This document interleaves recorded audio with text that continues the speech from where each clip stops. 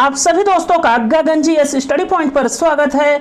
आज की क्लास में दोस्तों हम लोग प्राचीन भारतीय इतिहास के सबसे महत्वपूर्ण 200 प्रश्नों को पढ़ेंगे, जो कि अपने यूपी पुलिस के एग्जाम के साथ साथ अन्य सभी वनडे एग्जाम्स के लिए इंपॉर्टेंट है। और ये सभी प्रश्न दोस्तों इन लगभग 10 टॉपिक से है, जिसमें हो गया पाषाण काल, सिंधु घाटी सभ्यता, वैदिक सभ्यता और महाजनपद काल, बौद्ध धर्म और जैन धर्म, मौर्य साम्राज्य, कुषाण वंश, गुप्त काल और हर्षवर्धन, और इसके बाद है दक्षिण भारत के राजवंश। फिर सबसे जो मोस्ट 2 इंपॉर्टेंट टॉपिक है दोस्तों प्राचीन इतिहास के, जहां से सबसे ज्यादा क्वेश्चन आता है, वो है प्राचीन कला, संस्कृत एवं स्थापत्य और प्राचीन साहित्य, लेखक और पुस्तकें। इन 2 टॉपिक से दोस्तों सबसे ज्यादा क्वेश्चन आ रहा है इस समय, तो ये लास्ट में है। तो आप सभी लोग इस क्लास को एकदम शुरू से लेकर लास्ट तक देखिएगा, और यदि आपको हमारी ये क्लास अच्छी लगे तो आप सभी लोग Gagan G S study point channel को लाइक शेयर सब्सक्राइब भी जरूर करिएगा दोस्तों। तो आइए शुरू करते हैं हम लोग क्वेश्चन और आंसर्स का सिलसिला।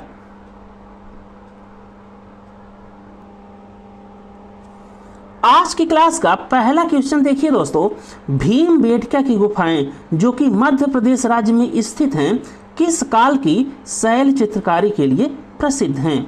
तो इस क्वेश्चन के लिए राइट आंसर हो जाएगा ऑप्शन नंबर बी, जो कि है पुरापाषाण काल।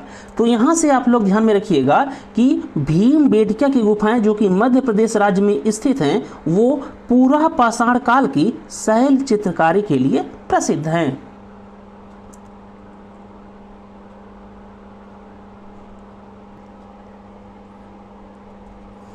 इसके बाद अगला क्वेश्चन है, कृषि के प्राचीनतम साक्ष्य किस नवपाषाण कालीन स्थल से प्राप्त हुए?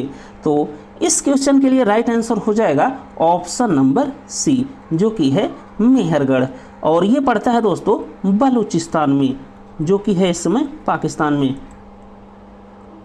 तो कृषि के प्राचीनतम साक्ष्य कहाँ से प्राप्त हुए? तो वो हुए दोस्तों मेहरगढ़ बलूचिस्तान से, और यह एक नवपाषाण कालीन स्थल है।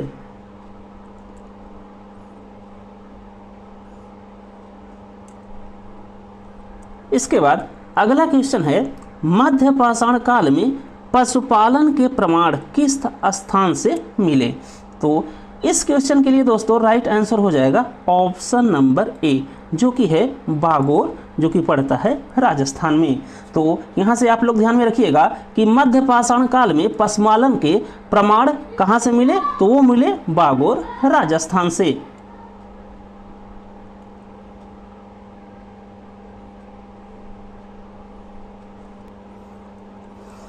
इसके बाद अगला क्वेश्चन है दोस्तों, चावल की खेती का प्राचीनतम प्रमाण किस स्थल से प्राप्त हुआ? तो इस क्वेश्चन के लिए राइट आंसर हो जाएगा दोस्तों ऑप्शन नंबर सी, जो कि है कोल्डिहवा, जो कि पड़ता है वर्तमान के अपने प्रयागराज उत्तर प्रदेश में। तो चावल की खेती का प्राचीनतम प्रमाण कहाँ से प्राप्त हुआ? तो वो हुआ दोस्तों कोल्डिहवा, प्रयागराज उत्तर प्रदेश से।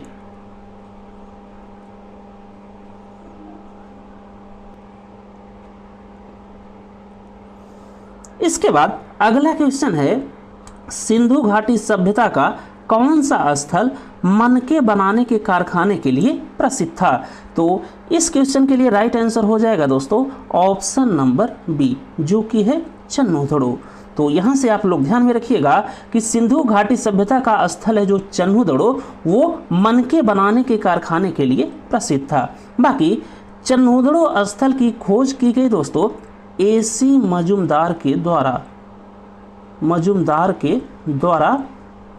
सिंधु नदी के तट से साहिवाल, जो कि पड़ती है पाकिस्तान में। तो चन्हुदड़ो स्थल की खोज की गई एसी मजूमदार के द्वारा सिंधु नदी के तट से साहिवाल, पाकिस्तान से, और यह स्थल मनके बनाने के कारखाने के लिए प्रसिद्ध था।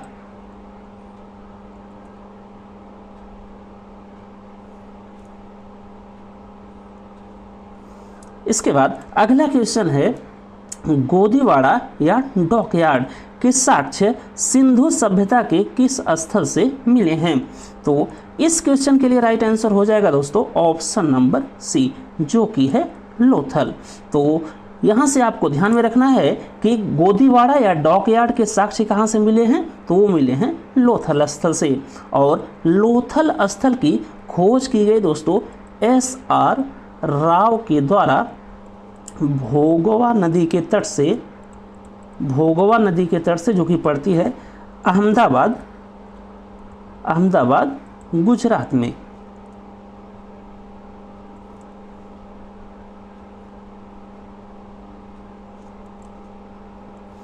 इसके बाद अगला क्वेश्चन है, सिंधु घाटी सभ्यता के लोग नगरों के विन्यास के लिए कौन सी पद्धति अपनाते थे? तो इस क्वेश्चन के लिए राइट आंसर हो जाएगा दोस्तों ऑप्शन नंबर सी, जो कि है ग्रिड पैटर्न या जाल पद्धति।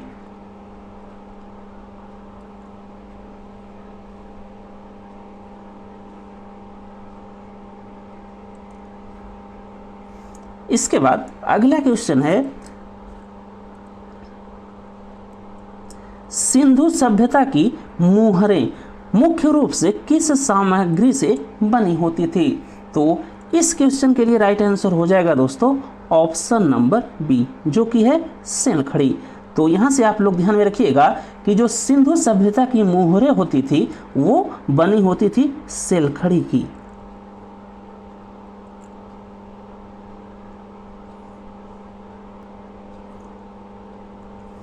इसके बाद अगला क्वेश्चन है, सिंधु घाटी सभ्यता का वह स्थल जो 3 भागों में विभाजित था, तो वो कौन सा स्थल था दोस्तों? तो वो था धोलावीरा, जो कि है ऑप्शन नंबर ए में। बाकी धोलावीरा से आप लोग ध्यान में रखिएगा कि इस धोलावीरा स्थल की खोज की गई दोस्तों जेपी जोशी के द्वारा लूनी नदी के तट से कच्छ गुजरात में। तो इतनी बात आपको ध्यान में रखनी है कि जो सिंधु घाटी सभ्यता का स्थल है धोलावीरा वो 3 भागों में विभाजित था और इसकी खोज की गई जेपी जोशी के द्वारा लूनी नदी के तट से कच्छ गुजरात में।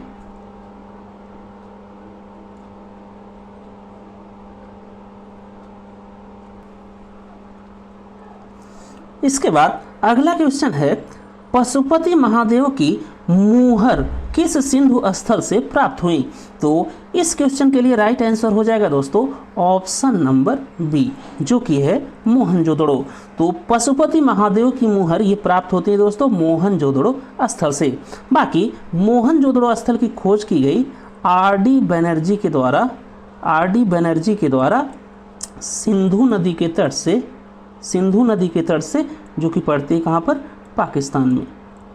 तो वहाँ से दोस्तों मोहनजोदड़ो स्थल की खोज हुई। बाकी दोस्तों मोहनजोदड़ो स्थल को मृतकों का टीला या माउंट ऑफ डेड कहा जाता है। और यहाँ से दोस्तों बृहद स्नानागार, नर्तकी की कांस्य की मूर्ति भी प्राप्त हुई और इसे किला बंदी वाला शहर भी कहा जाता है। किला बंदी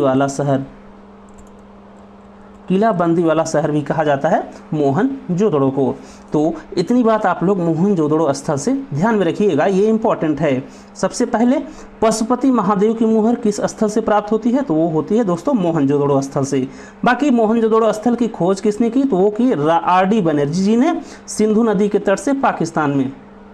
बाकी मोहनजोदड़ो स्थल को मृतकों का टीला या माउंट ऑफ डेड भी कहा जाता है और मोहनजोदड़ो को किला बंदी वाला शहर कहा गया। और यहाँ से 2 चीज़ और आप लोग ध्यान में रखिएगा कि वो मिले, पहला बृहद स्नानागार और दूसरा नर्तकी की कांस्य की मूर्ति।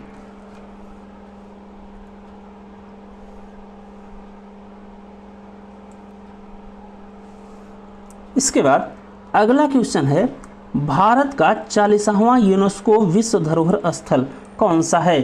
तो इस क्वेश्चन के लिए राइट आंसर हो जाएगा दोस्तों ऑप्शन नंबर सी, जो कि है धोलावीरा।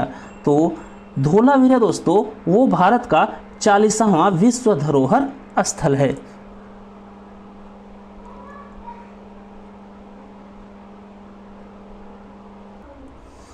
इसके बाद अगला क्वेश्चन है, सिंधु सभ्यता के लोग किसकी पूजा करते थे? तो इस क्वेश्चन के लिए राइट आंसर हो जाएगा दोस्तों ऑप्शन नंबर सी, जो कि है पशुपति, और ये है दोस्तों शिव का आदि रूप।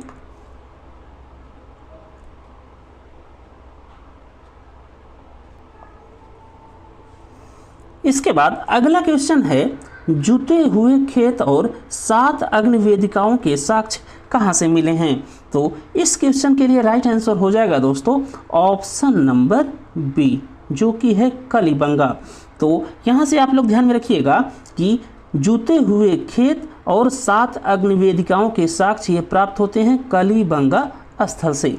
बाकी कलिबंगा स्थल की खोज की गई बीवी लाल और बीके थापर जी के द्वारा।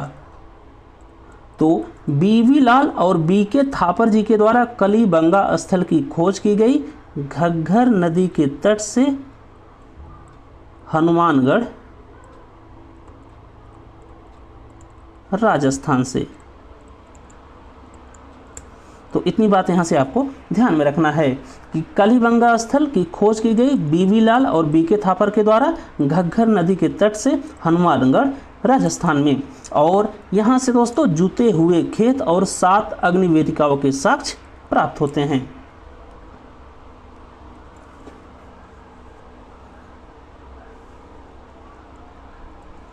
इसके बाद अगला क्वेश्चन है, सिंधु सभ्यता की लिपि कैसी थी? तो सिंधु सभ्यता की लिपि थी दोस्तों चित्रलिपि, जो कि अभी तक अपठित है।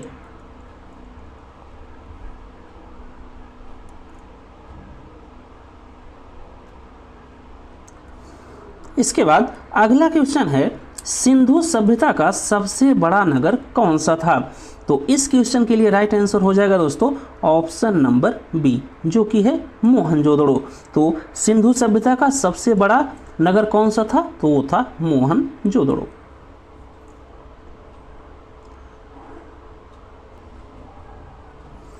इसके बाद अगला क्वेश्चन है, नर्तकी की कांस्य मूर्ति किस स्थान से प्राप्त हुई है? तो इस क्वेश्चन के लिए राइट आंसर हो जाएगा ऑप्शन नंबर सी, जो कि है मोहनजोदड़ो। तो यहाँ से आप लोग ध्यान में रखिएगा कि नर्तकी की कांस्य मूर्ति ये कहाँ से प्राप्त हुई? तो ये प्राप्त हुई दोस्तों मोहनजोदड़ो स्थल से।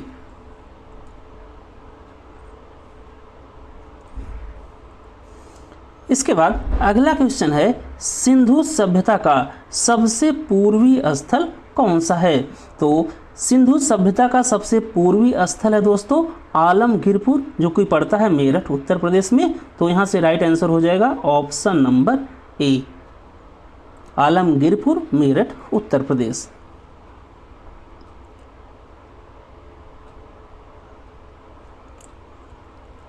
इसके बाद अगला क्वेश्चन है, सिंधु घाटी सभ्यता की मुख्य फसलें कौन सी थी? तो सिंधु घाटी सभ्यता की मुख्य फसलें थी गेहूं और जौ, जो कि है ऑप्शन नंबर बी में।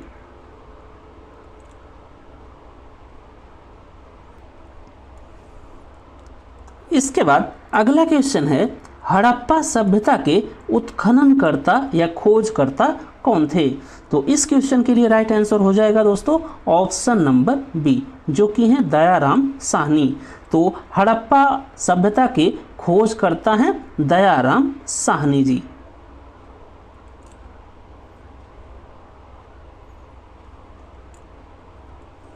इसके बाद अगला क्वेश्चन है, हरियाणा में स्थित सिंधु घाटी स्थल राखी गढ़ी के मुख्य उत्खननकर्ता या खोजकर्ता कौन थे?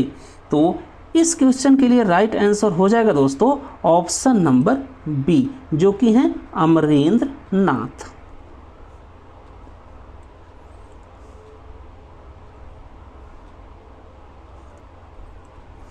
इसके बाद अगला क्वेश्चन है, मगरमच्छ का प्रतीक चिन्ह युक्त मुहर सिंधु सभ्यता के किस स्थल से प्राप्त हुई? तो इस क्वेश्चन के लिए राइट आंसर हो जाएगा दोस्तों ऑप्शन नंबर बी, जो कि है राखी गढ़ी।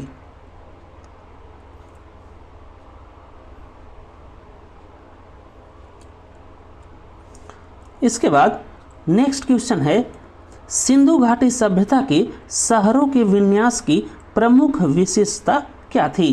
तो इसके लिए राइट आंसर हो जाएगा ऑप्शन नंबर बी, जो कि है ग्रिड पैटर्न या आयताकार जाल पद्धति।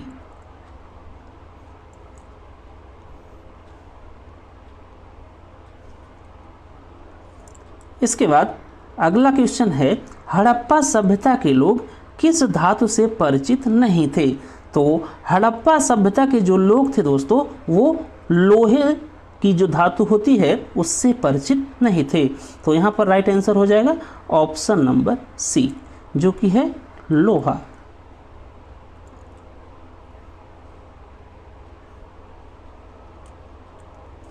इसके बाद अगला क्वेश्चन है, सिंधु घाटी सभ्यता का सबसे पूर्वी स्थल आलमगीर पीर, जो कि पड़ता है उत्तर प्रदेश में, किस नदी के तट पर स्थित है?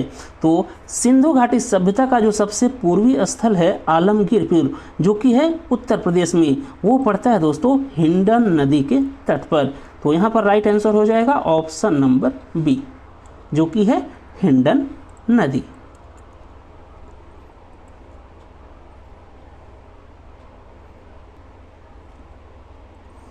इसके बाद अगला क्वेश्चन है, सत्यमेव जयते का स्रोत क्या है? तो इस क्वेश्चन के लिए राइट आंसर हो जाएगा दोस्तों ऑप्शन नंबर बी, जो कि है मुंडक उपनिषद। तो सत्यमेव जयते का स्रोत है दोस्तों मुंडक उपनिषद। इसके बाद अगला क्वेश्चन है, भारतीय संगीत का जनक किस वेद को माना जाता है? तो इस क्वेश्चन के लिए राइट आंसर हो जाएगा दोस्तों ऑप्शन नंबर सी, जो कि है सामवेद। तो भारतीय संगीत का जनक माना जाता है दोस्तों सामवेद को। बाकी यदि आपसे वेदों का क्रम पूछे कि कौन सा वेद सबसे पुराना है और कौन सा वेद सबसे नया है, तो आप लोग एक वर्ड ध्यान में रखिएगा, रसिया। रसिया, जिसमें आर से हो गया दोस्तों ऋग्वेद, यस से हो गया सामवेद, वाई से हो गया यजुर्वेद और ए से हो गया अथर्ववेद। मतलब सबसे पुराना वेद हो गया दोस्तों ऋग्वेद, उसके बाद है सामवेद, उसके बाद है यजुर्वेद और सबसे नया है दोस्तों अथर्ववेद। बाकी इस क्वेश्चन से आपको ध्यान में रखना है कि भारतीय संगीत का जनक किस वेद को माना जाता है, तो वो है दोस्तों सामवेद।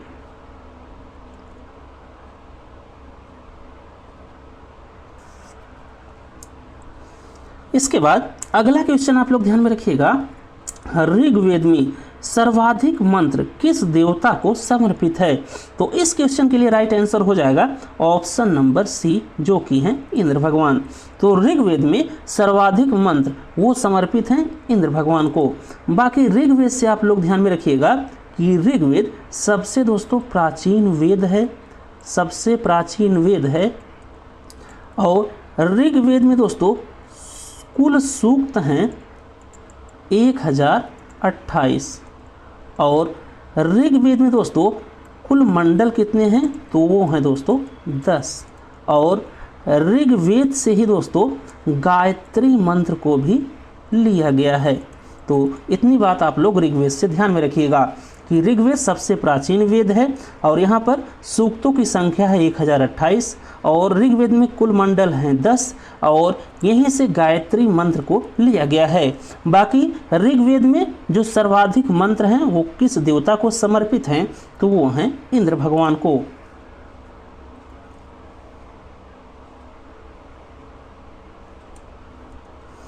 इसके बाद अगला क्वेश्चन देखिए, गायत्री मंत्र का उल्लेख ऋग्वेद के किस मंडल में है? तो गायत्री मंत्र का उल्लेख ये दोस्तों ऋग्वेद के तीसरे मंडल में है, जो कि है ऑप्शन नंबर बी में।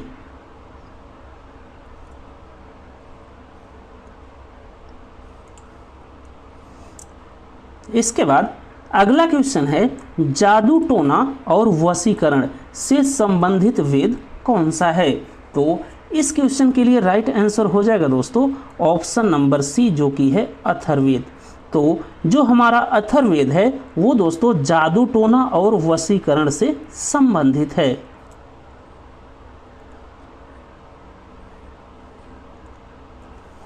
इसके बाद अगला क्वेश्चन है, वर्ण व्यवस्था का प्रथम उल्लेख ऋग्वेद के किस भाग में मिलता है?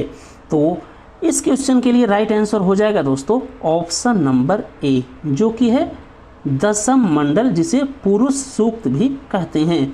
तो वर्ण व्यवस्था का प्रथम उल्लेख ऋग्वेद के दशम मंडल पुरुष सूक्त भाग से मिलता है।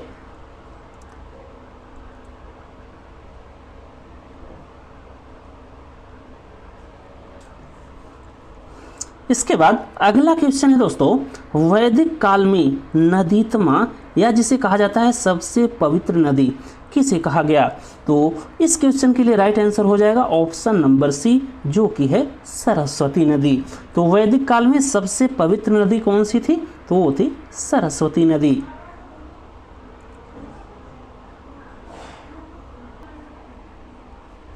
इसके बाद अगला क्वेश्चन है, ऋग्वेद में झेलम नदी को किस नाम से जाना जाता था? तो इस क्वेश्चन के लिए राइट आंसर हो जाएगा दोस्तों ऑप्शन नंबर बी, जो कि है वितस्ता नदी।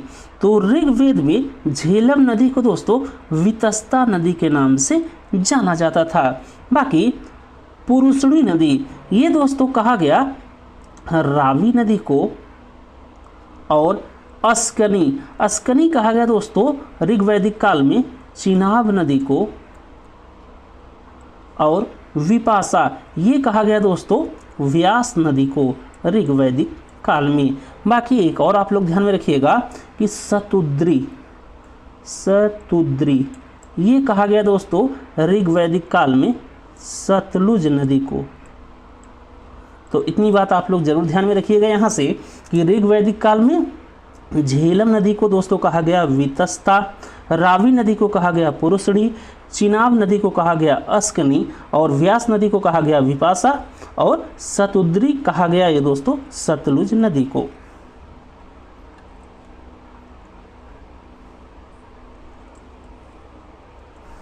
इसके बाद अगला क्वेश्चन है, 10 राजाओं का युद्ध, जिसे दशराग युद्ध कहा जाता है, किस नदी के तट पर लड़ा गया? तो इस क्वेश्चन के लिए दोस्तों राइट आंसर हो जाएगा ऑप्शन नंबर सी, जो कि है पुरुषणी या जिसे रावी नदी भी कहा जाता है।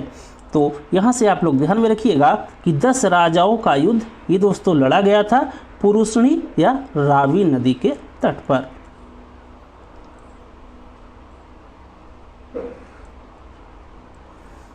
इसके बाद अगला क्वेश्चन है, उपनिषदों की कुल संख्या कितनी है? तो उपनिषदों की कुल संख्या है दोस्तों 108, जो कि है ऑप्शन नंबर सी में। बाकी वेदों की संख्या कुल कितनी है? तो वो है दोस्तों 4। और आरण्यक कितने हैं? आरण्यक या आर्यंक तो वो है दोस्तों 6। तो यहाँ से आपको ध्यान में रखना है कि उपनिषदों की कुल संख्या है 108, वेदों की संख्या कुल है 4, और आरण्यक या आर्यंक ये कितने हैं? तो ये हैं 6।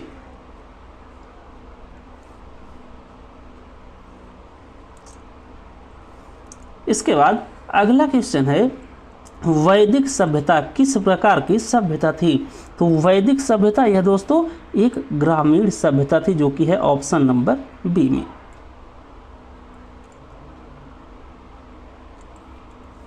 इसके बाद अगला क्वेश्चन है, उत्तर वैदिक काल में लोहे को क्या कहा जाता था?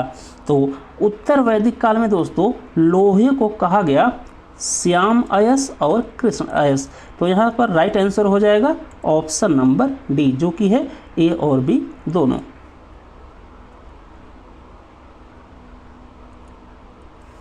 इसके बाद अगला क्वेश्चन है, पुराणों की संख्या कितनी है? तो पुराणों की कुल संख्या है दोस्तों 18, जो कि है ऑप्शन नंबर सी में।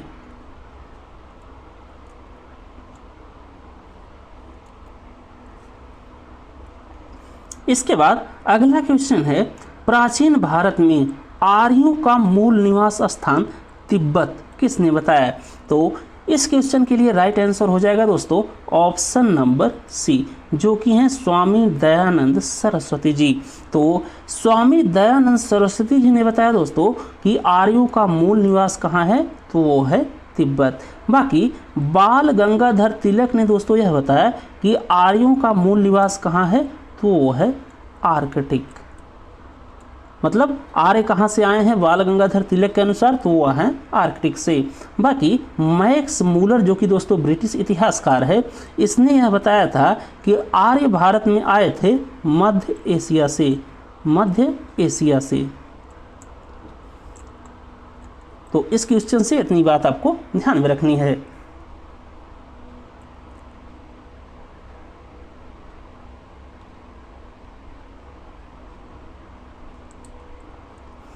इसके बाद अगला क्वेश्चन है, यज्ञ से संबंधित विधियों का वर्णन किस वेद में मिलता है। तो इस क्वेश्चन के लिए राइट आंसर हो जाएगा दोस्तों ऑप्शन नंबर सी, जो कि है यजुर्वेद।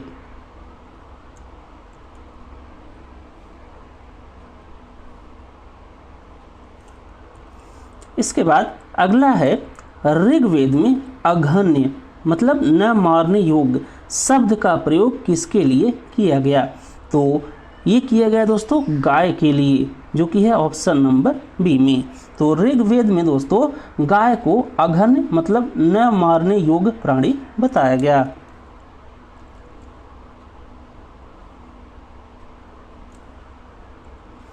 इसके बाद अगला क्वेश्चन है, किस वेद को लोक जीवन से सबसे अधिक जुड़ा हुआ माना जाता है। तो इस क्वेश्चन के लिए दोस्तों राइट आंसर हो जाएगा ऑप्शन नंबर डी, जो कि है अथर्ववेद।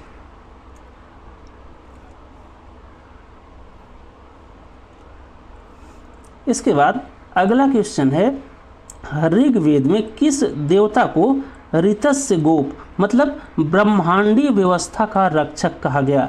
तो ये कहा गया दोस्तों वरुण को, जो कि है ऑप्शन नंबर बी में। बाकी वरुण को दोस्तों ऋग्वैदिक काल में इथिकल गॉड या नैतिकता का भगवान भी कहा गया था। ये बात आप लोग ध्यान में रखिएगा।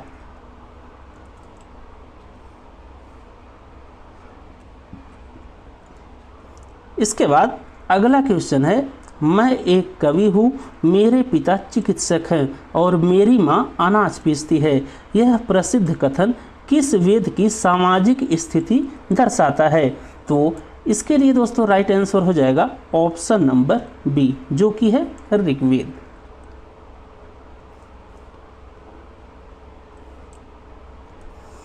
इसके बाद अगला क्वेश्चन है, ऋग्वेद के किस मंडल में 10 राजाओं के युद्ध दशारंग युद्ध का वर्णन मिलता है। तो इस क्वेश्चन के लिए दोस्तों राइट आंसर हो जाएगा ऑप्शन नंबर बी, जो कि है 7वां मंडल।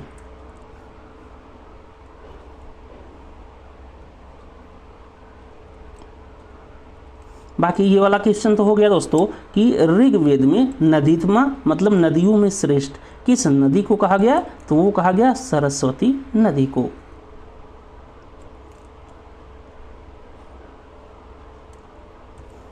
इसके बाद अगला क्वेश्चन है, ऋग्वेद में झेलम नदी को किस प्राचीन नाम से पुकारा गया।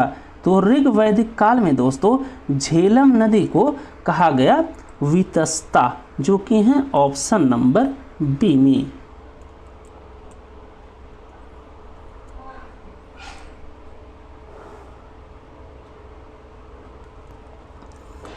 इसके बाद अगला क्वेश्चन है, अघन्य न मारने योग्य शब्द ऋग्वेद में किसके लिए प्रयुक्त हुआ। तो ये क्वेश्चन दोस्तों हम लोग देख चुके हैं, तो इसका राइट आंसर हो जाएगा गाय।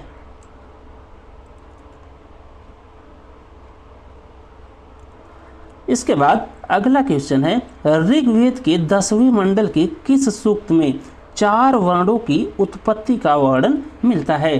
तो इस क्वेश्चन के लिए दोस्तों राइट आंसर हो जाएगा ऑप्शन नंबर बी, जो कि है पुरुष सूक्त।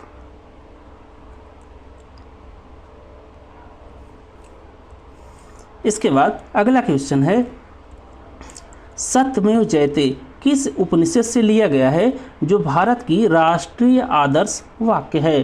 तो सत्यमेव जयते ये लिया गया है दोस्तों मुंडक उपनिषद से, जो कि है ऑप्शन नंबर बी में। और सत्यमेव जयते भारत का राष्ट्रीय आदर्श वाक्य है।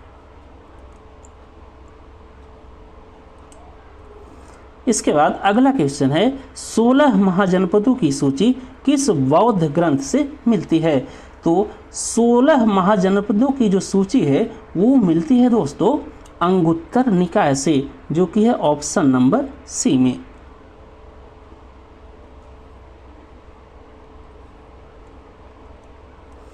इसके बाद अगला क्वेश्चन है दोस्तों, मगध महाजनपद की प्रथम राजधानी कौन सी थी? तो मगध महाजनपद की पहली राजधानी थी दोस्तों राजगृह, जिसे गिरिव्रज भी कहा जाता है। तो इसके लिए राइट आंसर हो जाएगा ऑप्शन नंबर सी।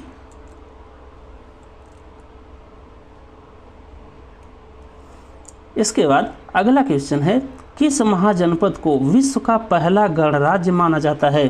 तो ये दोस्तों माना जाता है वज्जी या वैशाली महाजनपद को, जो कि है ऑप्शन नंबर सी में। तो वज्जी या वैशाली महाजनपद को विश्व का पहला गणराज्य माना जाता है।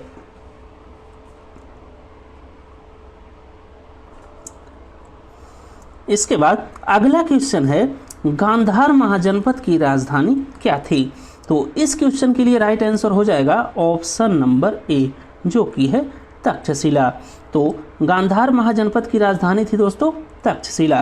बाकी विराटनगर ये राजधानी थी मत्स्य महाजनपद की, और इंद्रप्रस्थ ये राजधानी थी दोस्तों कुरु महाजनपद की, और हाटक ये राजधानी थी दोस्तों कंबोज महाजनपद की। तो इस क्वेश्चन से इतनी बात आपको ध्यान में रखनी है।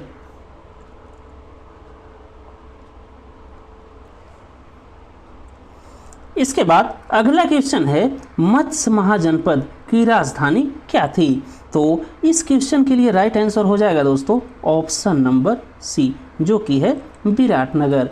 तो मत्स्य महाजनपद की राजधानी थी दोस्तों विराटनगर।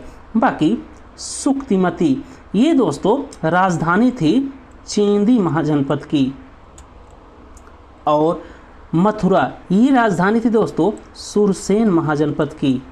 ये इंपॉर्टेंट है, इसे आप लोग ध्यान में रखिएगा कि सुरसेन महाजनपद की राजधानी थी मथुरा। बाकी पोटली या पैंठड़ ये दोस्तों राजधानी थी असमक महाजनपद की, असमक महाजनपद की।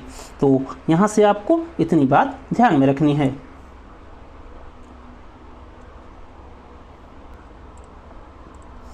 इसके बाद अगला क्वेश्चन है दोस्तों, हर्यंक वंश का संस्थापक कौन था? तो इस क्वेश्चन के लिए राइट आंसर हो जाएगा ऑप्शन नंबर सी, जो कि है बिंबसार। तो हर्यंक वंश का संस्थापक है बिंबसार।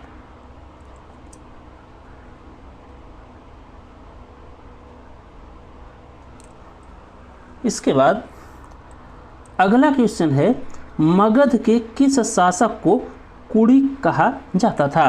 तो इस क्वेश्चन के लिए दोस्तों राइट आंसर हो जाएगा ऑप्शन नंबर बी, जो कि है अजातशत्रु। तो अजातशत्रु को दोस्तों कुड़ी कहा गया।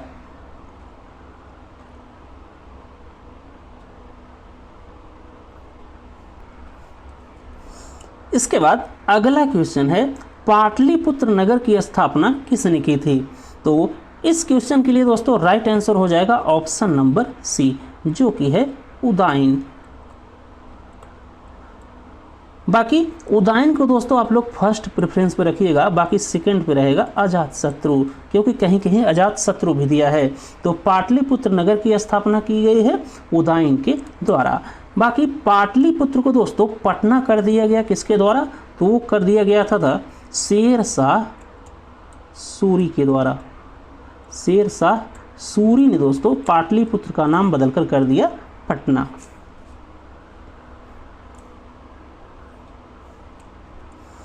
इसके बाद अगला क्वेश्चन है, शिशुनाग वंश का वह शासक जिसके समय द्वितीय बौद्ध संगीत हुई थी, उसका नाम क्या था? तो इस क्वेश्चन के लिए दोस्तों राइट आंसर हो जाएगा ऑप्शन नंबर बी, जो कि है कालाशोक।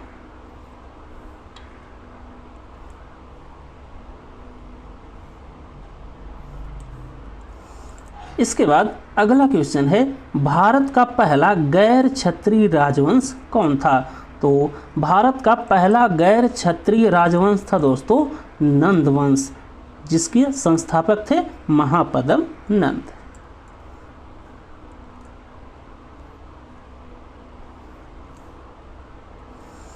इसके बाद अगला क्वेश्चन है, सर्व छत्रांतक या क्षत्रियों का नाश करने वाला की उपाधि किसने धारण की थी? तो ये की थी दोस्तों महापद्म नंद ने, जो कि है ऑप्शन नंबर ए में, और ये दोस्तों नंद वंश के संस्थापक भी थे। तो इन्हें क्षत्रियों का नाश करने वाला कहा गया, या इन्होंने क्षत्रियों का नाश करने वाला की उपाधि धारण की।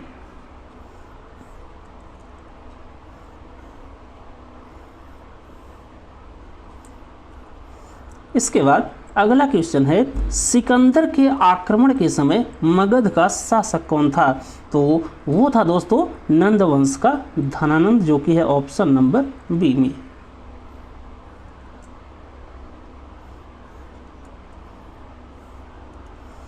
इसके बाद अगला क्वेश्चन है, मगध के किस शासक ने युद्ध में महाशिलाकंटक मतलब पत्थर फेंकने वाली मशीन और रथ मूसल, इसका अर्थ हुआ दोस्तों गदा वाला रथ, जैसे हथियार का पहली बार प्रयोग किया?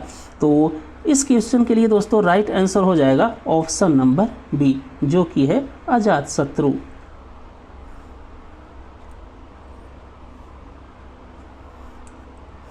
इसके बाद अगला क्वेश्चन है, नंद वंश के किस शासक को नंदोपक्रमणी एक विशेष मापन मानक शुरू करने का श्रेय दिया जाता है? तो ये दिया जाता है दोस्तों धनानंद को, जो कि है ऑप्शन नंबर बी में।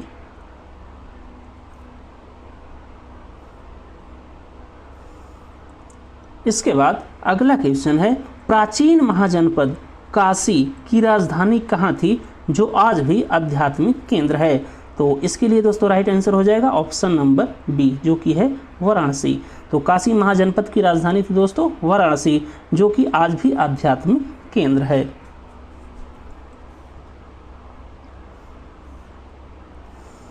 इसके बाद अगला क्वेश्चन है, बिहार नेपाल सीमा पर स्थित वह कौन सा महाजनपद था जो अपनी बौद्धिक और वैदिक परंपराओं के लिए प्रसिद्ध था? तो इस क्वेश्चन के लिए दोस्तों राइट आंसर हो जाएगा ऑप्शन नंबर बी, जो कि है विदेह, या जिसे मिथिला भी कहा जाता है।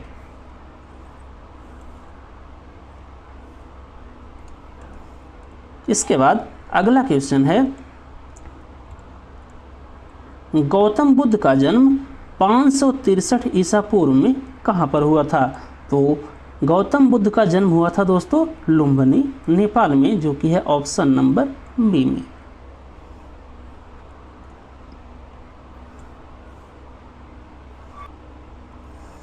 इसके बाद अगला क्वेश्चन है दोस्तों, बुद्ध के गृह त्याग की घटना को बौद्ध ग्रंथों में क्या कहा गया है? तो इसके लिए दोस्तों राइट आंसर हो जाएगा ऑप्शन नंबर सी, जो कि है महाभिनिष्क्रमण। तो भगवान गौतम बुद्ध ने 29 वर्ष की आयु में अपना गृह त्याग दिया। इस घटना को दोस्तों बौद्ध ग्रंथों में कहा गया है महाभिनिष्क्रमण। इसके बाद गौतम बुद्ध जी को दोस्तों 35 वर्ष की आयु में बोध गया में निरंजना नदी के तट पर पीपल की वृक्ष के नीचे वास्तविक ज्ञान की प्राप्ति हुई, जिसे दोस्तों बौद्ध ग्रंथों में कहा गया निर्वाण। बाकी भगवान गौतम बुद्ध ने दोस्तों अपना पहला उपदेश दिया सारनाथ में 5 सन्यासियों को, जिसे दोस्तों कहा गया धर्म चक्र प्रवर्तन। फिर इसके बाद 80 वर्ष की आयु में दोस्तों गौतम बुद्ध जी की कुशीनगर यूपी में मृत्यु हो गई, जिसे बौद्ध ग्रंथों में कहा गया महापरिनिर्वाण। तो इतनी बात आप लोग ध्यान में रखिएगा कि भगवान बुद्ध को मतलब जब गृह त्याग दिए तो उस घटना को बौद्ध ग्रंथों में क्या कहा गया? तो वो कहा गया महाभिनिष्क्रमण। फिर इसके बाद जब भगवान गौतम बुद्ध को 35 वर्ष की आयु में बोध गया में निरंजना नदी के तट पर पीपल के वृक्ष के नीचे वास्तविक ज्ञान की प्राप्ति हुई, तो उस घटना को बौद्ध ग्रंथों में कहा गया निर्वाण। फिर इसके बाद जब गौतम बुद्ध जी ने पहला उपदेश दिया सारनाथ में 5 सन्यासियों को, तो उस घटना को कहा जाता है दोस्तों बौद्ध ग्रंथों में धर्म चक्र प्रवर्तन। फिर गौतम बुद्ध जी की 80 वर्ष की आयु में दोस्तों कुशीनगर उत्तर प्रदेश में मृत्यु हो गई। इस घटना को बौद्ध ग्रंथों में कहा गया महापरिनिर्वाण। तो इतनी बात आप लोग इस क्वेश्चन से एकदम ध्यान में रखिएगा, ये इंपॉर्टेंट है।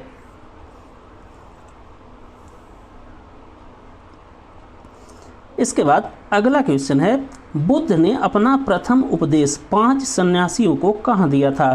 तो इस क्वेश्चन के लिए राइट आंसर हो जाएगा दोस्तों ऑप्शन नंबर सी, जो कि है सारनाथ।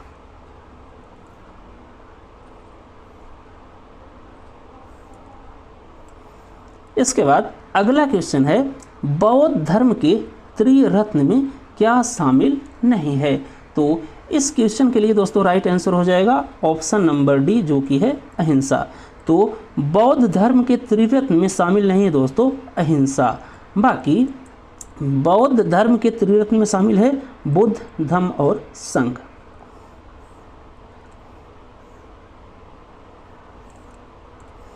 इसके बाद अगला क्वेश्चन है, बुद्ध ने अपने सर्वाधिक उपदेश किस स्थान पर दिए थे? तो इस क्वेश्चन के लिए राइट आंसर हो जाएगा दोस्तों ऑप्शन नंबर बी, जो कि है श्रावस्ती।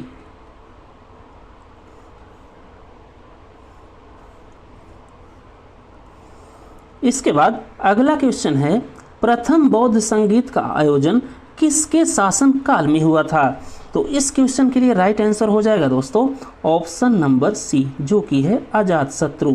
और पहले बौद्ध संगीत का आयोजन हुआ था दोस्तों राजगृह में।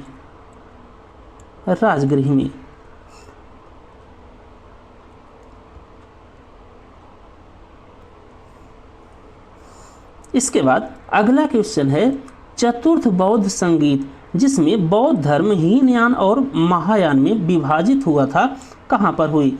तो इस क्वेश्चन के लिए राइट आंसर हो जाएगा दोस्तों ऑप्शन नंबर सी, जो कि है कुंडलवन कश्मीर।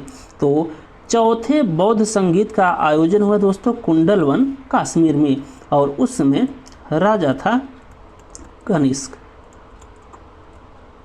और ये जो चौथा बौद्ध संगीत का आयोजन हुआ दोस्तों, उसमें अध्यक्ष थे वसुमित्र और अश्वघोष। और यहाँ पर दोस्तों बौद्ध धर्म हीनयान और महायान में विभाजित हो गया था।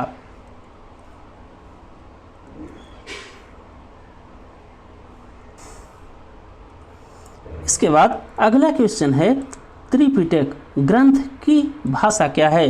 तो त्रिपिटक दोस्तों ये बौद्ध धर्म का एक पवित्र ग्रंथ है, इसकी भाषा है प्राकृत, जो कि है ऑप्शन नंबर बी में।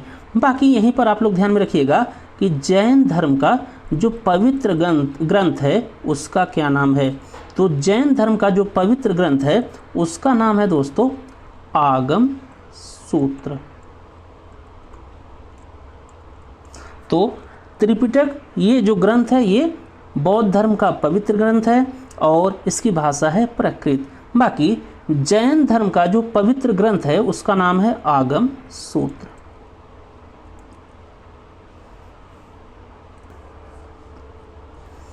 इसके बाद अगला क्वेश्चन है दोस्तों, बुद्ध की शिक्षाओं का संकलन किस पिटक में किया गया है? तो बुद्ध की शिक्षाओं का संकलन ये दोस्तों किया गया है सुत्त पिटक में। और ये लिखा किसने है? तो ये लिखा है आनंद ने।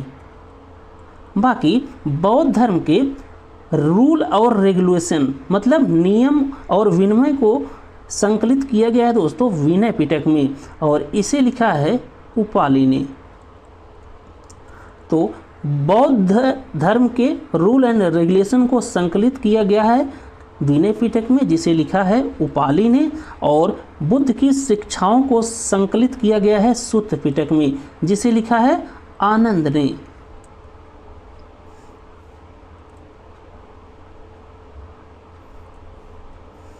इसके बाद अगला क्वेश्चन है, बौद्ध का वह पवित्र स्थल जहां बुद्ध को ज्ञान या निर्वाण प्राप्त हुआ था क्या था?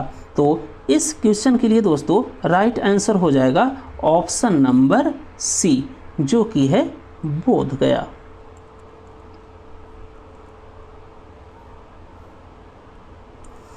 इसके बाद अगला क्वेश्चन है, कनिष्क के समय में चतुर्थ बौद्ध संगीत कहाँ आयोजित की गई थी? तो ये की गई थी दोस्तों कुंडलवन, कश्मीर में।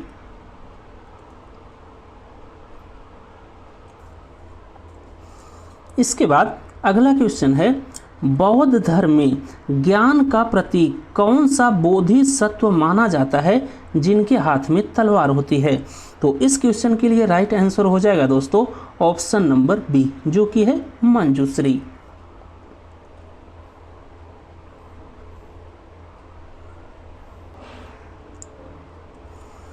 इसके बाद अगला क्वेश्चन है, करुणा का अवतार किस बोधिसत्व को कहा जाता है? तो करुणा का अवतार ये कहा जाता है दोस्तों अवलोकितेश्वर या पद्मपाणि बोधिसत्व को, जो कि है ऑप्शन नंबर बी में।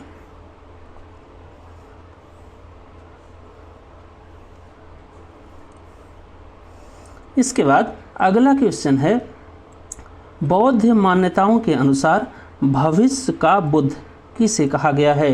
तो इस क्वेश्चन के लिए राइट आंसर हो जाएगा दोस्तों ऑप्शन नंबर बी, जो कि है मैत्रेय। तो मैत्रेय को भविष्य का बुद्ध कहा गया बौद्ध मान्यताओं के अनुसार।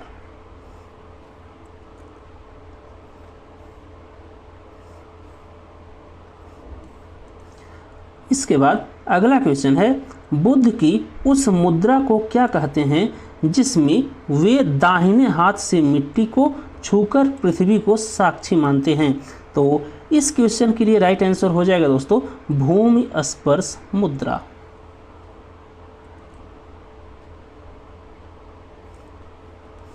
इसके बाद अगला क्वेश्चन है, धर्म चक्र मुद्रा का अर्थ क्या है? तो इसका अर्थ है दोस्तों धर्म का पहिया घूमना, जिसे प्रथम उपदेश में दिया गया था। तो यहाँ पर राइट आंसर हो जाएगा ऑप्शन नंबर सी।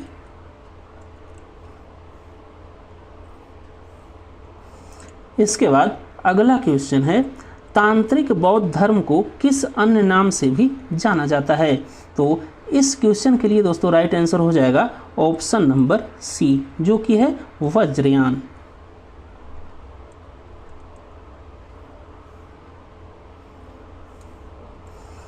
इसके बाद अगला क्वेश्चन है, बौद्ध धर्म की किस शाखा में मंत्रों और तांत्रिक अनुष्ठानों पर अधिक जोर दिया गया है? तो इस क्वेश्चन के लिए राइट आंसर हो जाएगा वज्रयान, जो कि है ऑप्शन नंबर सी में।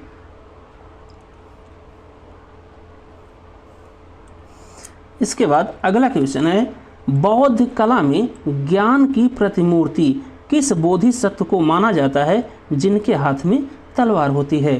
तो इसके लिए राइट आंसर हो जाएगा दोस्तों ऑप्शन नंबर बी, जो कि है मंजूश्री।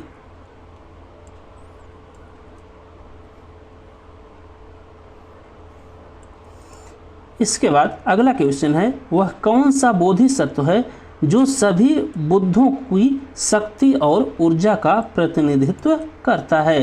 तो इस क्वेश्चन के लिए राइट आंसर हो जाएगा वज्रपाणि, जो कि है ऑप्शन नंबर बी में।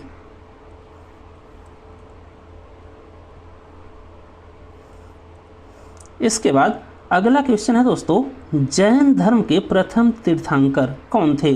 तो जैन धर्म के पहले तीर्थंकर थे दोस्तों ऋषभदेव जी, जिन्हें आदिनाथ के नाम से भी जाना जाता है, और इनका सिंबल या प्रतीक है दोस्तों बुल या बैल।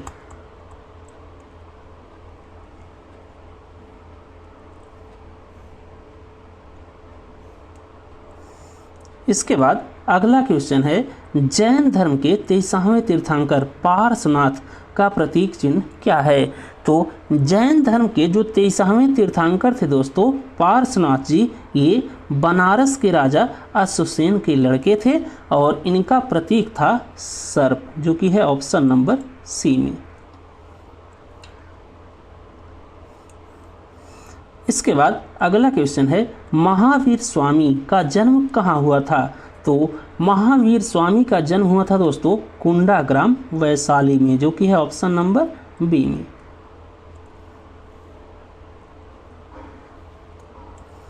इसके बाद अगला क्वेश्चन है, जैन धर्म के त्रिरत्न में निम्नलिखित में से कौन सा शामिल है?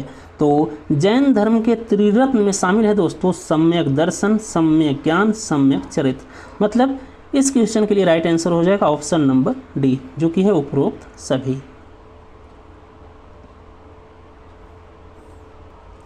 इसके बाद अगला क्वेश्चन है दोस्तों, भद्रबाहु के नेतृत्व वाला जैन संप्रदाय जो नग्न रहने में विश्वास करता था क्या कहलाया?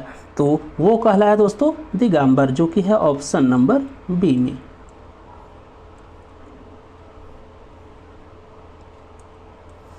इसके बाद अगला क्वेश्चन है, जैन धर्म का वह संप्रदाय कौन सा है जो यह मानता है कि स्त्रियां भी मोक्ष प्राप्त कर सकती हैं? तो इस क्वेश्चन के लिए राइट आंसर है दोस्तों श्वेतांबर, जो कि है ऑप्शन नंबर बी में। और श्वेतांबर इसका संस्थापक था दोस्तों स्थूलभद्रा। और ये लोग दोस्तों कपड़े पहनते थे श्वेतांबर वाले।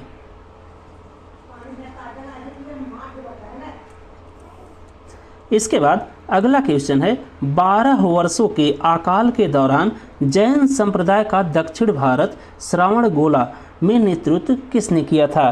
तो इस क्वेश्चन के लिए दोस्तों राइट आंसर हो जाएगा ऑप्शन नंबर बी, जो कि है भद्रबाहु।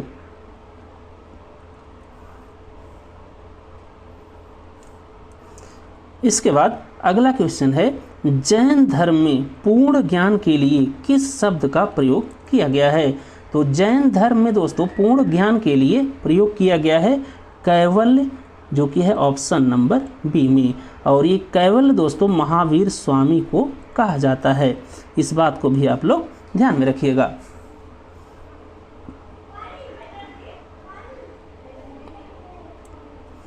इसके बाद अगला क्वेश्चन है, जैन धर्म का वह कौन सा संप्रदाय है जो श्वेत वस्त्र धारण करने में विश्वास करता है? तो वो है दोस्तों श्वेतांबर, जो कि है ऑप्शन नंबर बी में। और इसके संस्थापक थे स्थूलभद्रा। बाकी दिगंबर वाले दोस्तों नग्न रहते थे और इसके संस्थापक थे भद्रबाहु।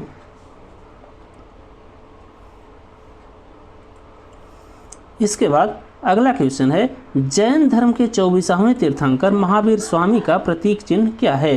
तो जैन धर्म के जो 24वें तीर्थंकर थे महावीर स्वामी, इनका प्रतीक चिन्ह था दोस्तों शेर, लायन, जो कि है ऑप्शन नंबर सी में। इसके बाद अगला क्वेश्चन है, स्यादवाद, जिसका अर्थ होता है शायद का सिद्धांत, किस धर्म की दार्शनिक विचारधारा का हिस्सा है? तो ये इसके लिए राइट आंसर हो जाएगा दोस्तों ऑप्शन नंबर बी, जो कि है जैन धर्म।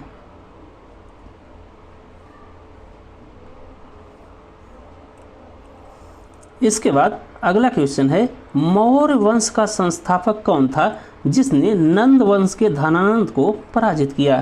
तो वो था दोस्तों चंद्रगुप्त मौर्य, जो कि है ऑप्शन नंबर सी में।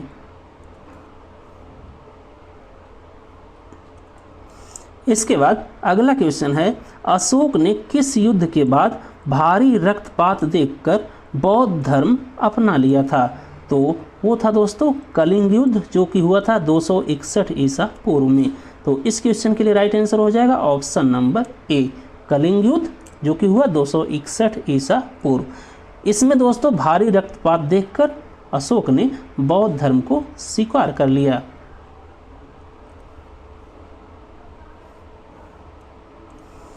इसके बाद अगला क्वेश्चन है, अशोक के शिलालेखों को सर्वप्रथम 1837 में किसने पढ़ा था? तो ये पढ़ा था दोस्तों जेम्स प्रिंसप ने, जो कि है ऑप्शन नंबर सी में। ये मोस्ट इंपॉर्टेंट है, इसे आप लोग ध्यान में रखिएगा कि अशोक के शिलालेखों को सर्वप्रथम 1837 में किसने पढ़ा? तो वो पढ़ा जेम्स प्रिंसप ने। इसके बाद अगला क्वेश्चन है, किस मौर्य शासक को अमित्रघात, जिसका अर्थ होता है शत्रुओं का नाश करने वाला, कहा जाता है? तो वो कहा जाता है दोस्तों बिंदुसार को, जो कि है ऑप्शन नंबर बी में। और ये बिंदुसार दोस्तों चंद्रगुप्त मौर्य के लड़के थे और अशोक के पापा थे।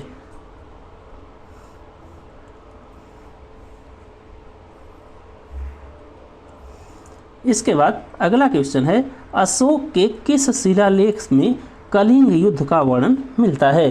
तो अशोक का जो 13वां शिलालेख है दोस्तों, उसमें कलिंग युद्ध का वर्णन मिलता है। तो इस क्वेश्चन के लिए राइट आंसर हो जाएगा ऑप्शन नंबर डी।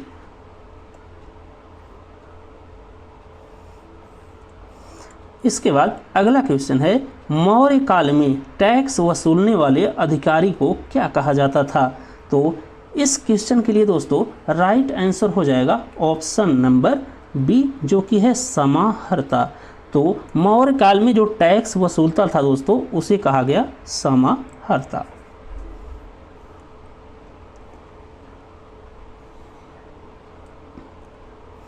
इसके बाद अगला क्वेश्चन है, सांची के स्तूप जो कि मध्य प्रदेश में स्थित हैं का निर्माण मूलतः किस शासक ने करवाया था?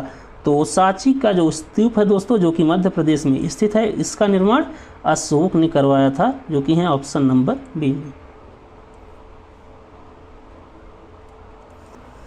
इसके बाद अगला क्वेश्चन है, मौर्य साम्राज्य का अंतिम शासक कौन था जिसकी हत्या पुष्यमित्र शुंग ने की थी?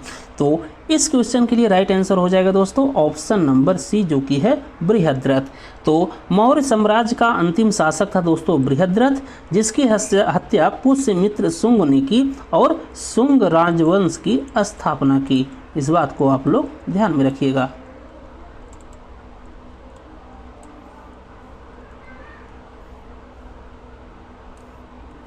इसके बाद अगला क्वेश्चन है, अशोक चक्र में कितनी तीलियां होती हैं? तो अशोक चक्र में दोस्तों कुल 24 तीलियां होती हैं, जो कि है ऑप्शन नंबर सी में। इसके बाद अगला क्वेश्चन है, सारनाथ स्थित सिंह शीर्ष या लॉयन कैपिटल वर्तमान में भारत का क्या है? तो ये है दोस्तों भारत का राष्ट्रीय प्रतीक, जो कि है ऑप्शन नंबर बी में।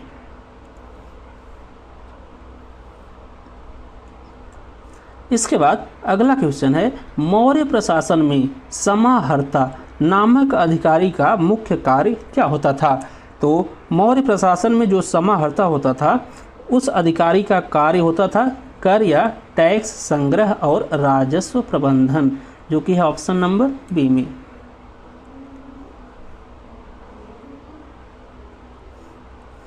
इसके बाद अगला क्वेश्चन है, मौर्य प्रशासन में गांवों से कर और बकाया राशि एकत्र करने वाले स्थानीय अधिकारी को क्या कहा जाता था? तो इस क्वेश्चन के लिए राइट आंसर हो जाएगा दोस्तों ऑप्शन नंबर सी, जो कि है ग्रामिका। तो ग्रामिका ये कहा गया दोस्तों मौर्य प्रशासन में उन व्यक्तियों को जो गांवों से कर और बकाया राशि एकत्र करते थे।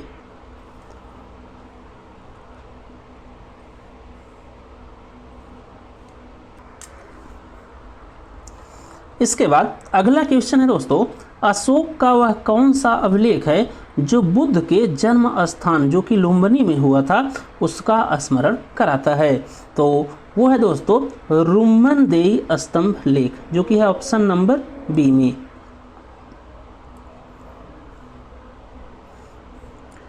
इसके बाद अगला क्वेश्चन है, कलिंग युद्ध 261 ईसा पूर्व में हुआ था, इसका वर्णन अशोक के किस मुख्य शिलालेख में मिलता है? तो वो मिलता है दोस्तों 13वें शिलालेख में, जो कि है ऑप्शन नंबर सी में। इसके बाद अगला क्वेश्चन है, मौर्य काल में राजुक नामक अधिकारी का मुख्य कार्य क्या था? तो इस क्वेश्चन के लिए दोस्तों राइट आंसर हो जाएगा ऑप्शन नंबर बी, जो कि है न्याय करना और दंड देना। तो मौर्य काल में जो राजुक नामक अधिकारी होता था उसका कार्य होता था न्याय करना और दंड देना। इसके बाद अगला क्वेश्चन आप लोग ध्यान में रखिएगा, कुषाण वंश का वह महानतम शासक कौन था जिसने सिल्क रोड पर नियंत्रण स्थापित किया था? तो इस क्वेश्चन के लिए राइट आंसर हो जाएगा दोस्तों ऑप्शन नंबर सी, जो कि है कनिष्क। तो कनिष्क ने दोस्तों सिल्क रोड पर नियंत्रण स्थापित किया था। बाकी कुषाण वंश का संस्थापक था दोस्तों कुजुल कटफिसस। इस बात को आप लोग ध्यान में रखिएगा, कुषाण वंश का संस्थापक कौन था? तो वो था कुजुल कटफिसस। बाकी कुजुल कटफिसस का लड़का था विमा कटफिसस।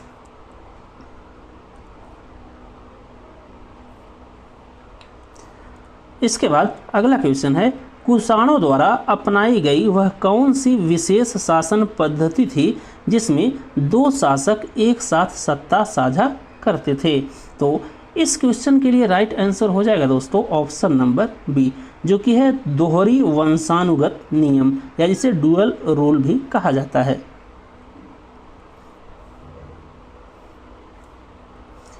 इसके बाद अगला क्वेश्चन है, सिल्क रोड या रेशम मार्ग पर नियंत्रण करने वाला प्रसिद्ध भारतीय शासक कौन था? तो वो था कुषाण वंश का कनिष्क, जो कि है ऑप्शन नंबर बी में।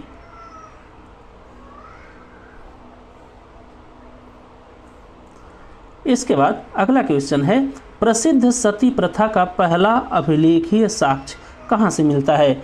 तो ये मिलता है दोस्तों एरण्य अभिलेख से, जो कि है भानुगुप्त से संबंधित। तो इस क्वेश्चन के लिए राइट आंसर हो जाएगा ऑप्शन नंबर बी में। तो सती प्रथा का पहला अभिलेखीय साक्ष्य मिलता है एरण्य अभिलेख से। इसके बाद अगला क्वेश्चन है, भारत का नेपोलियन किस गुप्त शासक को कहा जाता है?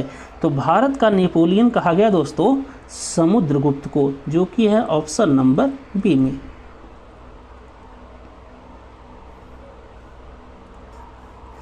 इसके बाद अगला क्वेश्चन है, गुप्त काल के किस शासक ने विक्रमादित्य की उपाधि धारण की थी? तो इस क्वेश्चन के लिए राइट आंसर हो जाएगा दोस्तों ऑप्शन नंबर बी, जो कि है चंद्रगुप्त द्वितीय। तो चंद्रगुप्त द्वितीय ने दोस्तों विक्रमादित्य की उपाधि धारण की। बाकी समुद्रगुप्त को दोस्तों नेपोलियन कहा गया, नेपोलियन। और श्रीगुप्त ने दोस्तों गुप्त वंश की स्थापना की थी, गुप्त वंश की स्थापना। तो श्रीगुप्त इन्होंने गुप्त वंश की स्थापना की, और समुद्रगुप्त को दोस्तों नेपोलियन कहा गया, और चंद्रगुप्त द्वितीय को विक्रमादित्य की उपाधि मिली थी। बाकी कुमारगुप्त ने दोस्तों नालंदा विश्वविद्यालय की स्थापना की थी। ये बात आप लोग ध्यान में रखिएगा।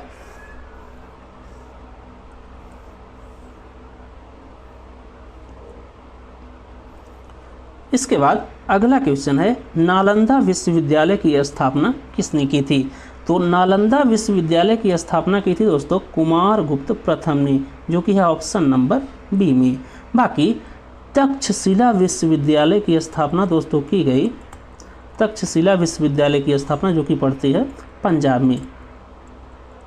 इसकी स्थापना की गई दोस्तों पंजाब के राजा धर्मपाल के द्वारा। बाकी नालंदा विश्वविद्यालय और तक्षशिला विश्वविद्यालय दोनों को दोस्तों विध्वंस किया गया बख्तियार खिलजी के द्वारा।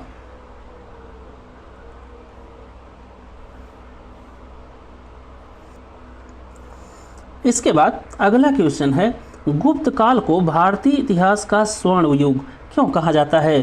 तो इस क्वेश्चन के लिए राइट आंसर हो जाएगा दोस्तों कला, विज्ञान और साहित्य की अभूतपूर्व प्रगति के कारण गुप्त काल को भारतीय इतिहास का स्वर्ण युग कहा जाता है।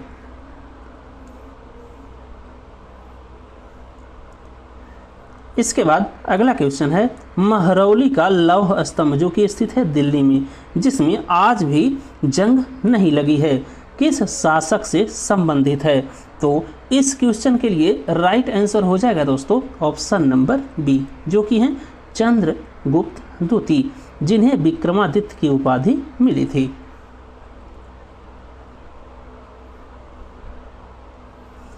इसके बाद अगला क्वेश्चन है, अश्वमेध यज्ञ कराने वाला गुप्त वंश का पहला शासक कौन था, जिसे उसके सिक्कों पर वीणा बजाते हुए दिखाया गया है? तो इस क्वेश्चन के लिए राइट आंसर हो जाएगा दोस्तों ऑप्शन नंबर बी, जो कि है समुद्रगुप्त।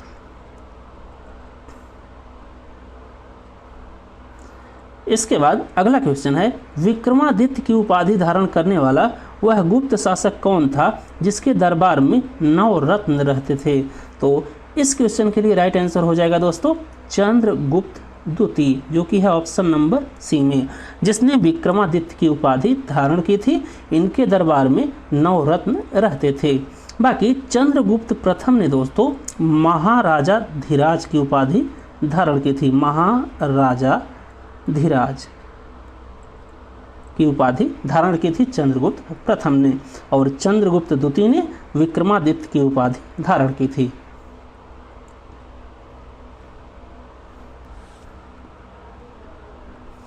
इसके बाद अगला क्वेश्चन है, किस शासन काल में भारत को सोने की चिड़िया या स्वर्ण युग कहा जाने लगा? तो कहा जाने लगा दोस्तों गुप्त काल के समय में, जो कि है ऑप्शन नंबर सी में।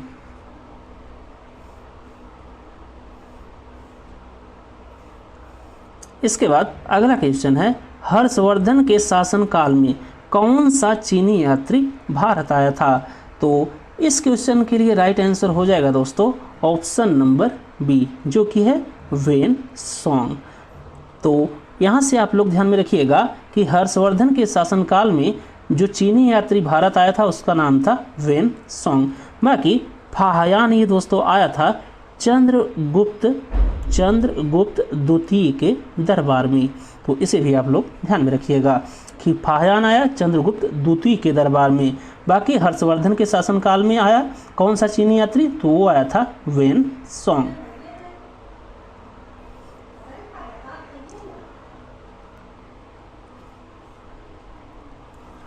इसके बाद अगला क्वेश्चन है, संगम काल के दौरान तमिल व्याकरण का सबसे पुराना ग्रंथ कौन सा माना जाता है? तो इस क्वेश्चन के लिए राइट आंसर हो जाएगा दोस्तों ऑप्शन नंबर बी, जो कि है तोला काप्पियम। तो तोला काप्पियम को दोस्तों तमिल व्याकरण का सबसे पुराना ग्रंथ माना जाता है।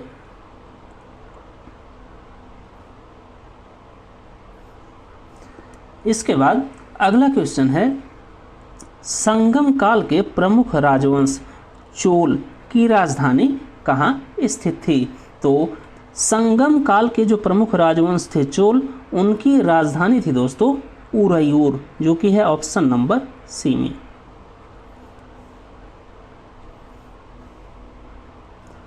इसके बाद अगला क्वेश्चन है, मछली किस संगमकालीन राजवंश का शाही प्रतीक चिन्ह था? तो इस क्वेश्चन के लिए दोस्तों राइट आंसर हो जाएगा पांड्य, जो कि है ऑप्शन नंबर सी में। तो पांड्य राजवंश का शाही प्रतीक चिन्ह था दोस्तों मछली।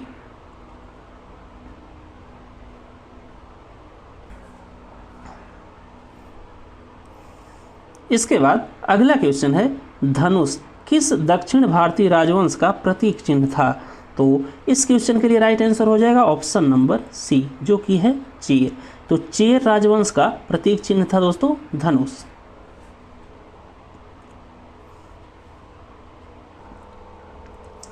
इसके बाद अगला क्वेश्चन है, तंजावुर स्थित प्रसिद्ध बृहदेश्वर मंदिर, जिसे दोस्तों यूनेस्को की विश्व धरोहर सूची में शामिल किया गया है, का निर्माण किस चोल शासक ने करवाया था? तो इस क्वेश्चन के लिए राइट आंसर हो जाएगा दोस्तों राजराज चोल प्रथम, जो कि है ऑप्शन नंबर सी में।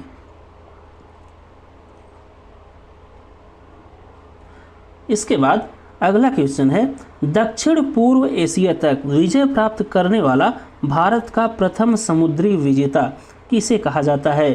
तो इस क्वेश्चन के लिए राइट आंसर हो जाएगा दोस्तों ऑप्शन नंबर बी, जो कि है राजेंद्र चोल प्रथम।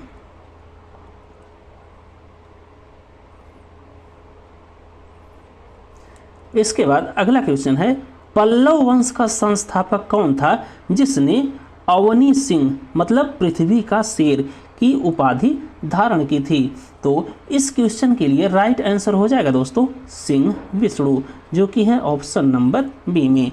तो सिंह विष्णु ने दोस्तों अवनी सिंह की उपाधि धारण की थी। इसके बाद अगला क्वेश्चन है, महाबलीपुरम में स्थित प्रसिद्ध सौर मंदिर, जिसे तटीय मंदिर भी कहा जाता है, का निर्माण किसने करवाया था? तो इस क्वेश्चन के लिए राइट आंसर हो जाएगा दोस्तों नरसिम्हवर्मन द्वितीय, या जिन्हें राज सिंह भी कहा गया। तो इस क्वेश्चन के लिए राइट आंसर हो जाएगा ऑप्शन नंबर सी।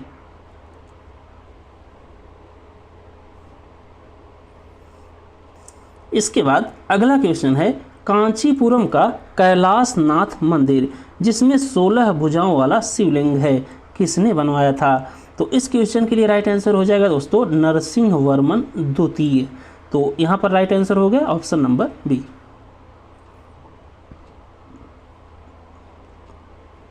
इसके बाद अगला क्वेश्चन है, पल्लवों का प्रशासनिक राजधानी कौन सी थी जो शिक्षा का भी बड़ा केंद्र थी?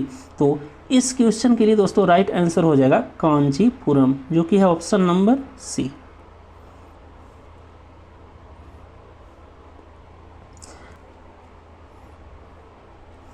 इसके बाद अगला क्वेश्चन है, पल्लव साम्राज्य किस प्रशासनिक प्रभाग में विभाजित था जिसका शासन राजा द्वारा नियुक्त अधिकारी करते थे? तो इस क्वेश्चन के लिए राइट आंसर हो जाएगा दोस्तों ऑप्शन नंबर बी, जो कि है कोट्टम। इसके बाद अगला क्वेश्चन है, पल्लव काल में न्याय करने के लिए बनाए गए विशेष न्यायालय को क्या कहा जाता था? तो इस क्वेश्चन के लिए राइट आंसर हो जाएगा दोस्तों ऑप्शन नंबर बी, जो कि है धर्म शासन।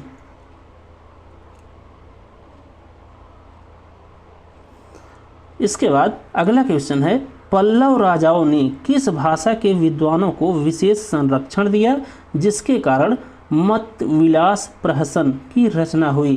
तो इसके लिए राइट आंसर हो जाएगा दोस्तों ऑप्शन नंबर बी, जो कि है संस्कृत।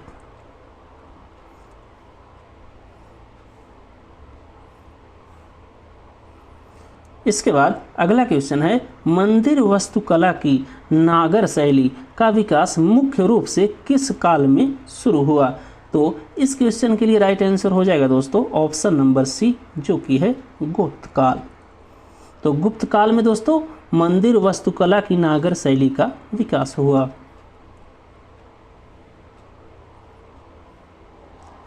इसके बाद अगला क्वेश्चन है, अजंता की गुफाओं की चित्रकारी मुख्य रूप से किस धर्म से प्रेरित है? तो इस क्वेश्चन के लिए राइट आंसर हो जाएगा दोस्तों ऑप्शन नंबर बी, जो कि है बौद्ध धर्म।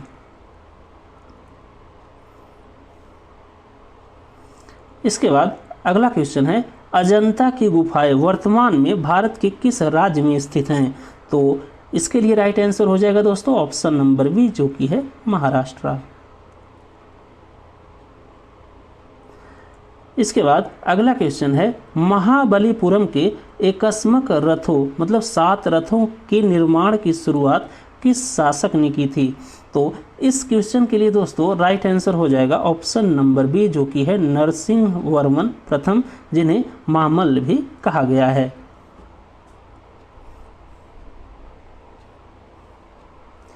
इसके बाद अगला क्वेश्चन है, उत्तर भारत में विकसित होने वाली मंदिर वास्तुकला शैली को क्या कहा जाता है? तो इस क्वेश्चन के लिए राइट आंसर हो जाएगा दोस्तों ऑप्शन नंबर बी, जो कि है नागर शैली।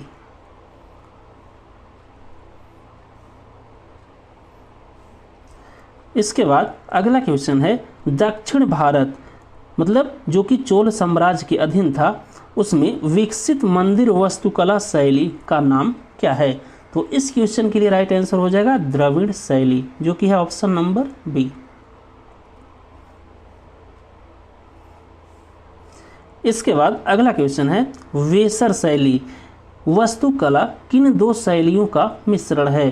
तो वेसर शैली ये मिश्रण है दोस्तों नागर और द्रविड़ शैली की, जो कि है ऑप्शन नंबर सी में। इसके बाद अगला क्वेश्चन है, गांधार कला शैली में बुद्ध की मूर्तियों के निर्माण के लिए मुख्य रूप से किस सामग्री का प्रयोग होता था? तो इस क्वेश्चन के लिए राइट आंसर हो जाएगा दोस्तों ऑप्शन नंबर सी, जो कि है नीला ग्रे पत्थर।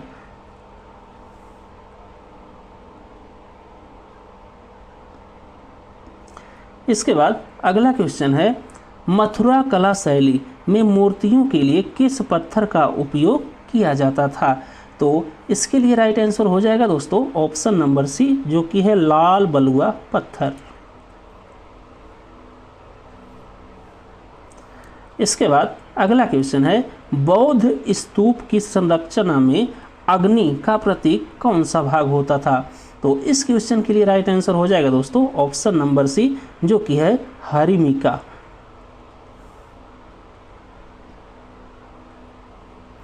इसके बाद अगला क्वेश्चन है, स्तूप का आधार प्रकृति के किस तत्व का प्रतीक माना जाता है?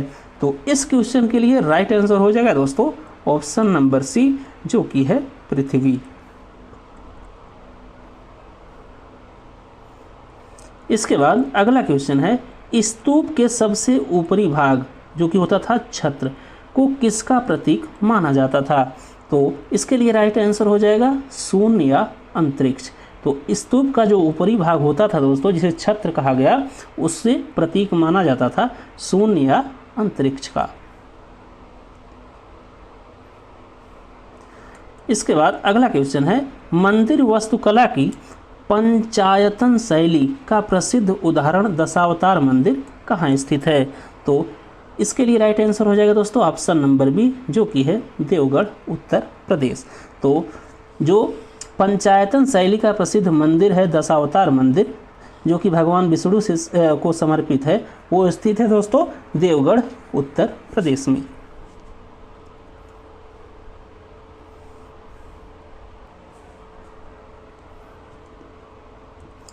इसके बाद अगला क्वेश्चन है, पल्लव शासक महेंद्र वर्मन प्रथम ने किस शैली की शैलकृत वास्तुकला की शुरुआत की थी?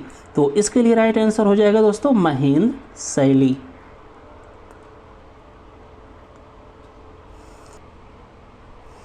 इसके बाद अगला क्वेश्चन है, महाबलीपुरम के 7 रथ मंदिरों का निर्माण किस पल्लव शासक ने शुरू करवाया था?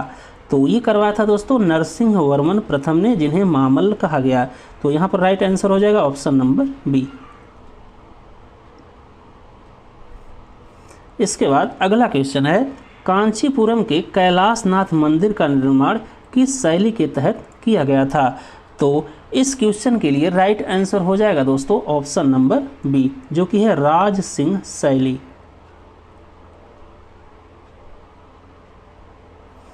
इसके बाद अगला क्वेश्चन है, गांधार कला शैली में बुद्ध को किस वेशभूषा में दिखाया गया है? तो इस क्वेश्चन के लिए राइट आंसर हो जाएगा दोस्तों ऑप्शन नंबर बी, जो कि है ग्रीक वस्त्र और लहराते बाल।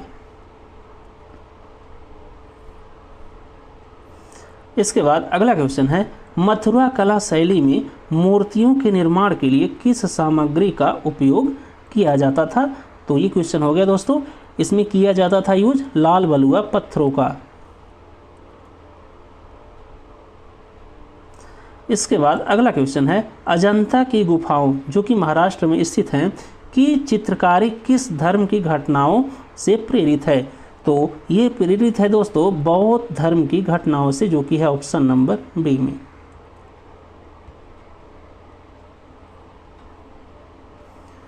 इसके बाद अगला क्वेश्चन है, कौटिल्य जिन्हें चाणक्य भी कहा गया द्वारा रचित अर्थशास्त्र का मुख्य विषय क्या है? तो इसके लिए राइट आंसर हो जाएगा दोस्तों ऑप्शन नंबर सी, जो कि है राजनीति और प्रशासन। इसके बाद अगला क्वेश्चन है, इंडिका नामक पुस्तक के लेखक कौन हैं? तो इंडिका लिखा है दोस्तों मेगास्थनीज ने, जो कि है ऑप्शन नंबर बी में। इसके बाद अगला क्वेश्चन है, अभिज्ञान शाकुंतलम और मेघदूत जैसी कलाजयी रचनाएं किसकी हैं? तो ये हैं दोस्तों कालिदास जी की, जो कि हैं ऑप्शन नंबर सी में। इसके बाद अगला क्वेश्चन है, मुद्रा राक्षस नाटक जिसमें चंद्रगुप्त मौर्य के उत्थान की कथा है, किसने लिखा है? तो मुद्रा राक्षस लिखा गया दोस्तों विशाख दत्त के द्वारा, जो कि है ऑप्शन नंबर बी में। इसके बाद अगला क्वेश्चन है, पंचतंत्र की कहानियों का संकलन किसने किया था? तो पंचतंत्र की कहानियों का संकलन किया गया था दोस्तों विष्णु शर्मा के द्वारा, जो कि है ऑप्शन नंबर बी में।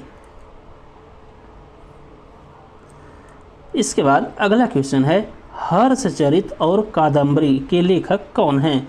तो हर्षचरित और कादम्बरी ये लिखा गया दोस्तों बाण भट्ट के द्वारा, जो कि है ऑप्शन नंबर बी में। इसके बाद अगला क्वेश्चन है, संस्कृत व्यंग नाटक मत विलास प्रहसन की रचना किस पल्लव शासक ने की थी? तो इस क्वेश्चन के लिए राइट आंसर हो जाएगा दोस्तों ऑप्शन नंबर बी, जो कि है महेंद्र वर्मन प्रथम।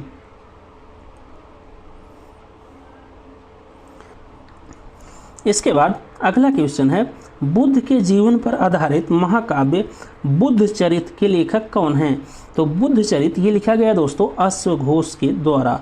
तो यहाँ पर राइट आंसर हो जाएगा ऑप्शन नंबर ए। इसके बाद अगला क्वेश्चन है, राजा मिलिंद जिन्हें मेंडार भी कहा जाता है और भिक्षु नागसेन के बीच बौद्ध दर्शन पर हुए संवाद का संग्रह किस पुस्तक में है? तो इस क्वेश्चन के लिए राइट आंसर हो जाएगा दोस्तों ऑप्शन नंबर बी, जो कि है मिलिंद पान्हु।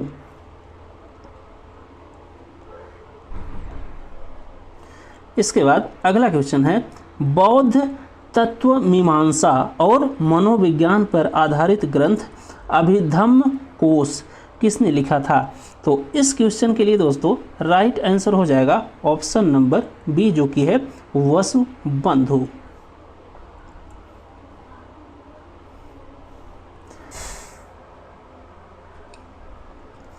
इसके बाद अगला क्वेश्चन है, पल्लव शासक सिंह विष्णु के दरबार में रहने वाले भारवी ने किस प्रसिद्ध ग्रंथ की रचना की थी? तो ये की थी दोस्तों किरातार्जुनी की, जो कि है ऑप्शन नंबर बी में। इसके बाद अगला क्वेश्चन है, प्राचीन भारत में कला और प्रदर्शन का आधार स्तंभ नाट्यशास्त्र किसकी रचना है? तो इस क्वेश्चन के लिए दोस्तों राइट आंसर हो जाएगा ऑप्शन नंबर बी, जो कि है भरत मुनि। तो नाट्यशास्त्र की रचना भरत मुनि।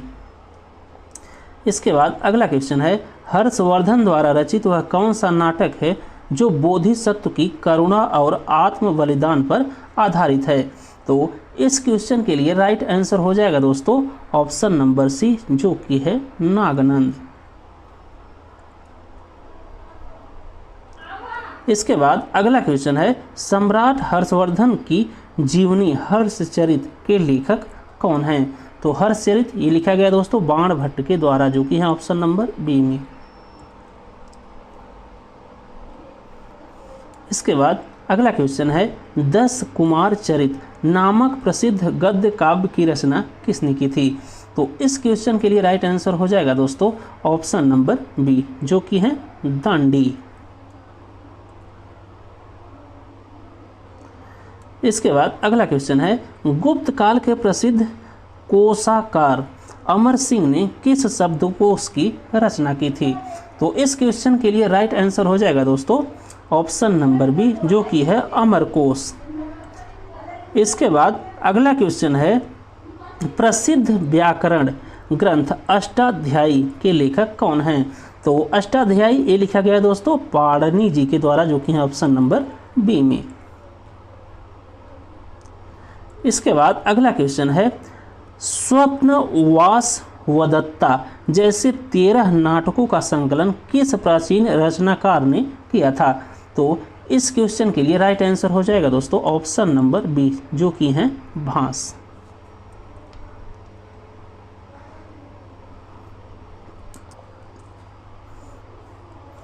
इसके बाद अगला क्वेश्चन है, किरातार्जुनी महाकाव्य के रचयिता कौन हैं जिन्हें पल्लव शासक सिंह विष्णु का संरक्षण प्राप्त था? तो वो थे दोस्तों भारवी, जो कि है ऑप्शन नंबर बी में। इसके बाद अगला क्वेश्चन है, आयुर्वेद के जनक किसे माना जाता है? तो आयुर्वेद का जनक माना जाता है दोस्तों चरक को, जो कि है ऑप्शन नंबर सी में। इसके बाद अगला क्वेश्चन है, चरक जिन्होंने चरक संहिता लिखी किसके राजवैद्य थे? तो चरक ये राजवैद्य थे दोस्तों कनिष्क के, जो कि हैं ऑप्शन नंबर सी में। इसके बाद अगला क्वेश्चन है, शून्य का आविष्कार और यह सिद्धांत की पृथ्वी सूर्य के चारों ओर घूमती है किसने दिया? तो इस क्वेश्चन के लिए राइट आंसर हो जाएगा दोस्तों ऑप्शन नंबर सी, जो कि है आर्यभट्ट।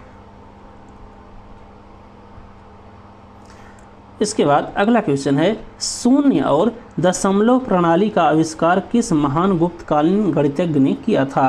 तो इसके लिए भी राइट आंसर हो जाएगा दोस्तों आर्यभट्ट जी।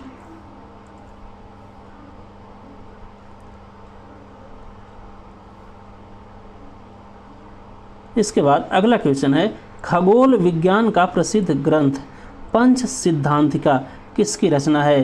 तो इस क्वेश्चन के लिए राइट आंसर हो जाएगा दोस्तों वाराहमिहिर, जो कि है ऑप्शन नंबर बी में।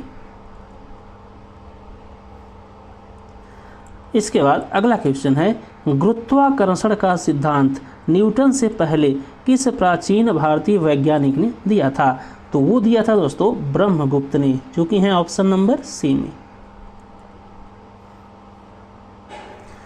इसके बाद अगला क्वेश्चन है, प्राचीन भारत में शल्य चिकित्सा का जनक किसे माना जाता है? तो प्राचीन भारत में शल्य चिकित्सा या सर्जरी का जनक माना जाता है सुश्रुत को, जो कि है ऑप्शन नंबर बी में। इसके बाद अगला क्वेश्चन है, चंद्रगुप्त मौर्य के दरबार में यूनानी शासक सेल्यूकस निकेटर का कौन सा राजदूत आया था? तो वो आया था दोस्तों मेगास्थनीज, जो कि है ऑप्शन नंबर सी में।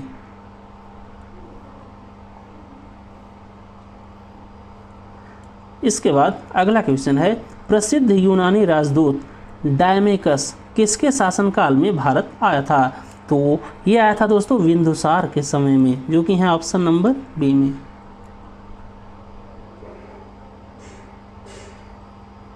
इसके बाद अगला क्वेश्चन है, प्रसिद्ध चीनी यात्री फाहियान किसके शासनकाल में भारत आया था?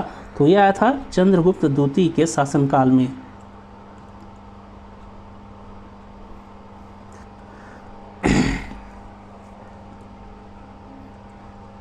इसके बाद अगला क्वेश्चन है, प्रसिद्ध पुस्तक किताब उल हिंद जिसमें भारतीय समाज और धर्म का वैज्ञानिक अध्ययन है किसने लिखी है? तो किताब उल हिंद ये लिखा है दोस्तों अल बिरूनी ने, जो कि है ऑप्शन नंबर बी में। इसके बाद अगला क्वेश्चन है, रोमन लेखक प्लिनी द एल्डर की रचनाओं से किस व्यापारिक संबंध की जानकारी मिलती है? तो इसके लिए राइट आंसर हो जाएगा दोस्तों भारत रोम व्यापार, जिसमें मसाले और मोतियों का व्यापार होता था, उसकी जानकारी मिलती थी।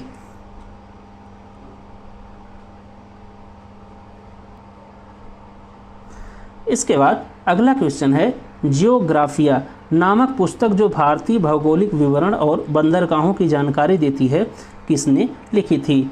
तो इसके लिए राइट आंसर हो जाएगा दोस्तों ऑप्शन नंबर बी, जो कि है टॉलेमी।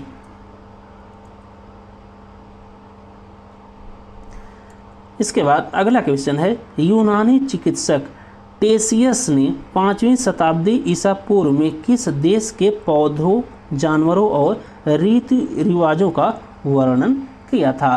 तो इस क्वेश्चन के लिए राइट आंसर हो जाएगा दोस्तों ऑप्शन नंबर बी, जो कि है भारत। इसके बाद अगला क्वेश्चन है, यूनानी राजदूत डायनेसियस किस भारतीय राजवंश के दरबार में नियुक्त किया गया था?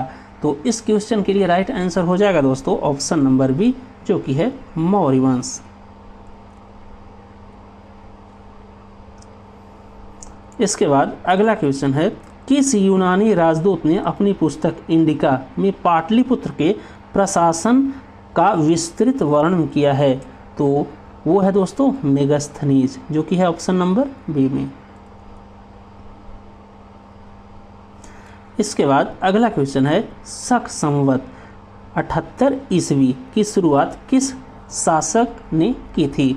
तो शक संवत की शुरुआत ये की गई थी दोस्तों कनिष्क के द्वारा, जो कि है ऑप्शन नंबर बी में। इसके बाद अगला क्वेश्चन है, गुप्त काल में जारी सोने के सिक्के को क्या कहा जाता था? तो गुप्त काल में जो सोने के सिक्के जारी होते थे दोस्तों उसे कहा जाता था दिनार, जो कि है ऑप्शन नंबर बी में। तो बस दोस्तों इस क्लास में बस इतना ही। अगर आपको हमारी ये क्लास अच्छी लगी हो तो आप सभी लोग गगन जीएस स्टडी पॉइंट चैनल को लाइक शेयर सब्सक्राइब भी अच्छे से कर दीजिएगा। बाकी मिलते हैं कल नेक्स्ट क्लास में।